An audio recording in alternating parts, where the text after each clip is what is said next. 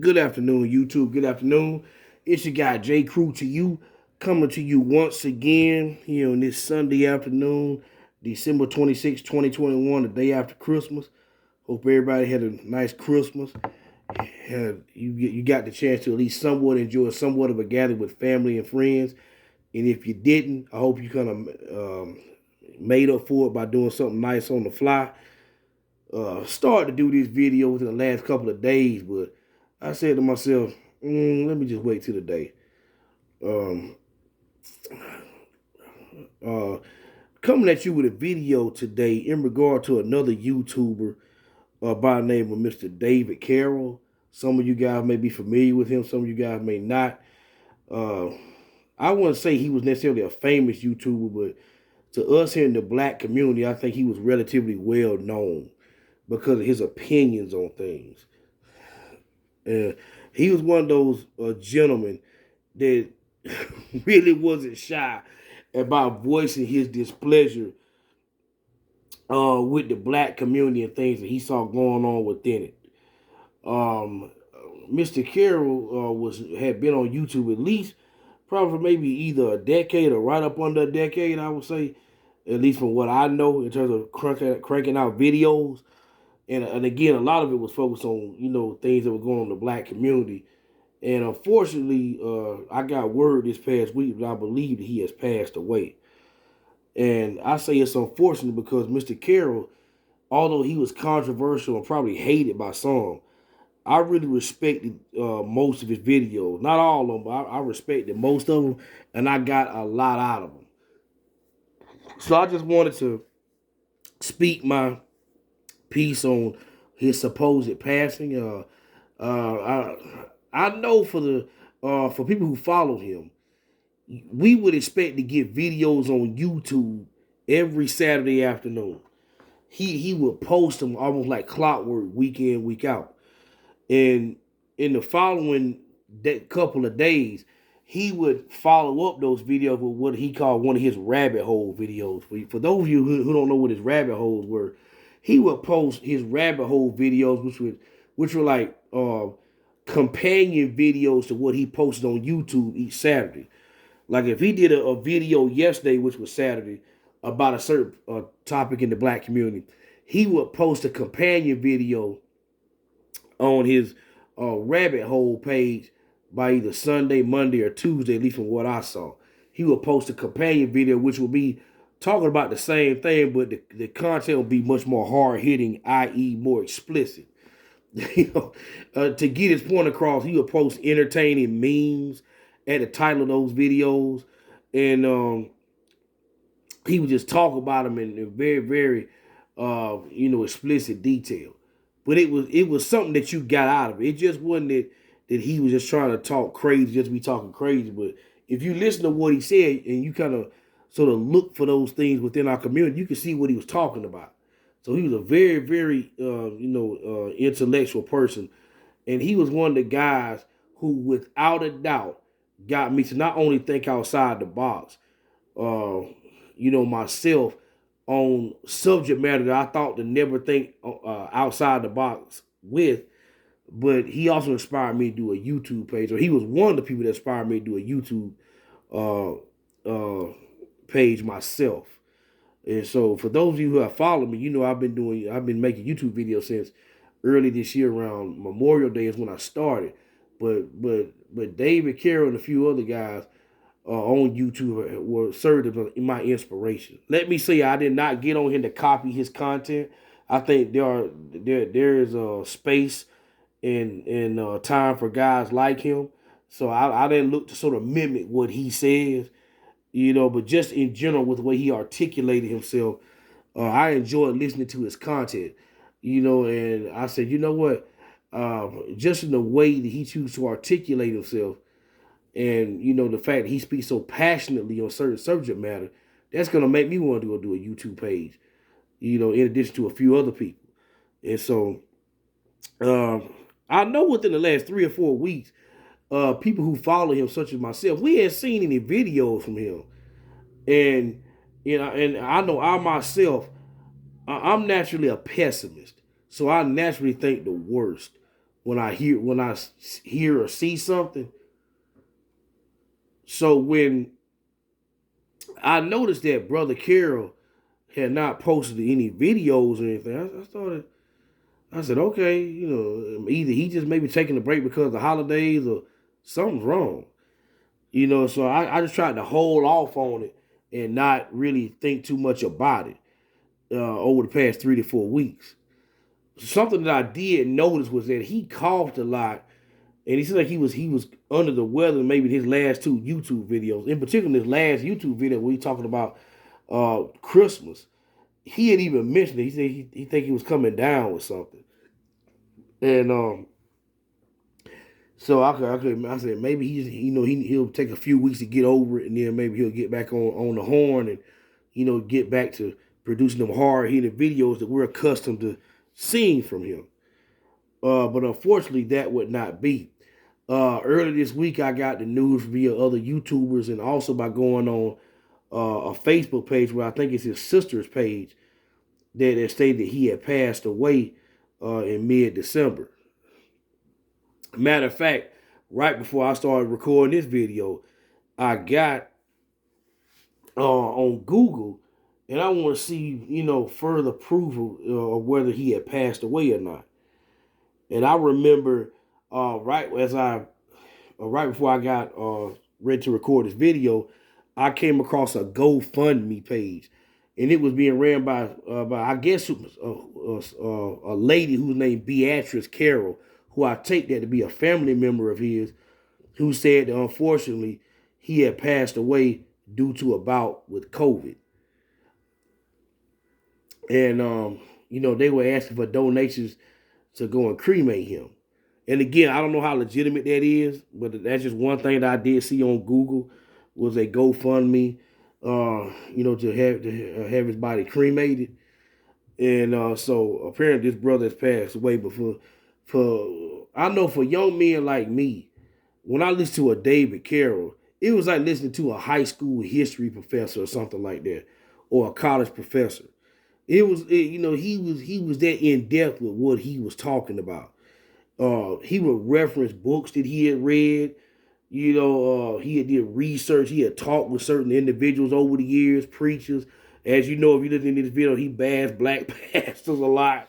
He did not like black pastors. That was just something that was like a pet peeve of his, was just kind of going in on black pastors. He didn't care too much for them. And he would just kind of just air them out pretty much. And as you see on the screen here, I tried to bring up the video series that not only made me kind of notice him, but I think made him become somewhat notable on YouTube in the black community, called No Hope, No Change for Blacks. And I think initially he did 3-part videos. And I'm just trying to sum it up without really restating it, because I prefer you go back and watch it. He basically was saying that black people kind of engage in the same sort of, surface level thinking, the same idiotic behavior over and over again, but yet they expect to see a great change in their lives, and they'll continue not to get it unless they really kind of reevaluate their actions and research what they do.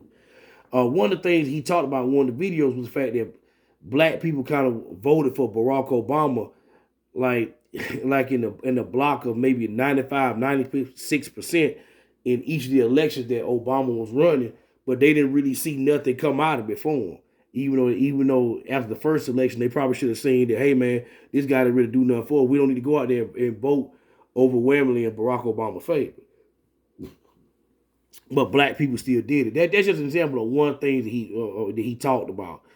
But I just want to say I really enjoyed listening to his content. I know a lot of people did not like David Carroll, but I think it was an opinion that needed to be heard.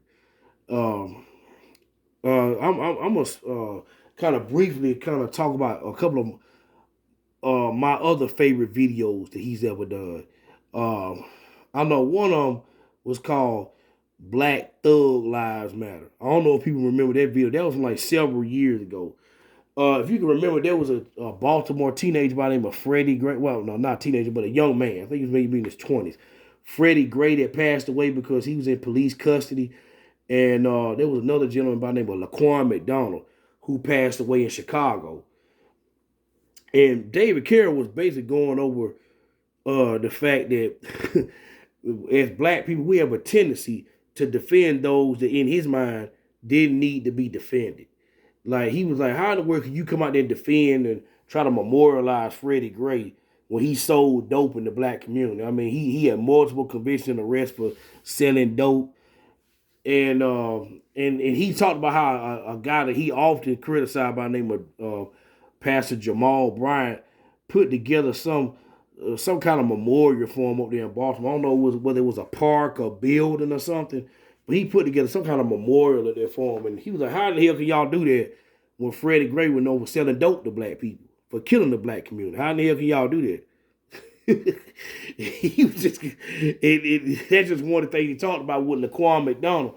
He was like, yeah, it was unfortunate he got killed by police officers, but you got to keep in mind that he was found to have been heavily intoxicated with drugs at the time of his killing, which is probably why he acted so erratically when they tried to arrest him over there in Chicago. And he basically was saying that black people, we tend to just jump to their defense, even though they may have been, they may have died in unfortunate circumstances. They don't really deserve our defense because they didn't really do anything to sort of uplift the black community, but rather they did things to tear it down, such as sell drugs and use drugs. And so, that's one of my favorite videos he did. And another one he did, I don't know if this is as memorable as that one, is that he was talking about how Jada Pinkett and company need to go sit down when they came out complaining about the Oscars being so white several years ago. For people who remember, I think there was one year when the Oscars had nominated a bunch of movies for awards, but black people really hadn't been nominated. It may not just been for 1 year, it may have been years on end. And Jada Pinkett, and I think people like Snoop Dogg were complaining about it. And he was like, how in the world can y'all come out complaining about that when you have the NAACP Image Award, which is just focused on black people, the BET Award? How in the world can y'all come out there complaining about the Oscars when you have black award shows like that? And he was even saying, Snoop Dogg, like, what have you done to even deserve to be mentioned as an actor? You ain't really did nothing to deserve that type of nod to even speak, on this issue. You're not a legitimate actor. That's basically what he was saying about Snoop. Those are two of my favorite videos he ever did. And but Brother Carroll, boy, he would go in. He would just let loose.